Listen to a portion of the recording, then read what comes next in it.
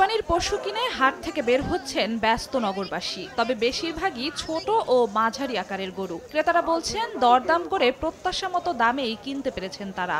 দাম চাইছে 2,70,000, কিনছি 2,06,000। বাজার এখন একটু কম আছে, পরবর্তীতে আবার বাইরে যাবো। দাম বেশি পড়েছে, বাজেটের বাইরে চলে গেছে। বাজেট কিন্তু এত ছিল না। 2,60,000 চাইছিল, পরে 2 লাখ বলছিলাম, পরে 2,10,000 5,000 বলছে, পরে 10,000 দিলেছে। খামারি আর ব্যাপারীরা জানান শনিবার সকাল থেকেই দাম পড়তির হাটে বেড়েছে বেচা কেনা। আমাদের গরুর একটা হইল 5 লাখ, 4.5 লাখ, 6 লাখ এরকম। কালকে বেচছি, আজকে আবার নিয়ে আসছি। দাম ভালোই, 2.5 লাখ 3 লাখ। আজকে 4টা বেচছি, 4টাতে 40,000 টাকা লস লাগবে। তবে এখনো ক্রেতার খোঁজে বিভিন্ন জেলা থেকে হাটে এসে অপেক্ষা করছেন দিনাজপুরের রাজাসহ বড় আকারের গরুর খামারিরা। কাস্টমার আমি পাইনি, খালি সেলফি তুলে দেখে ছবি তুলে চলে যায়। বর্তমানে বড় বাজার বাজার খুব খারাপ।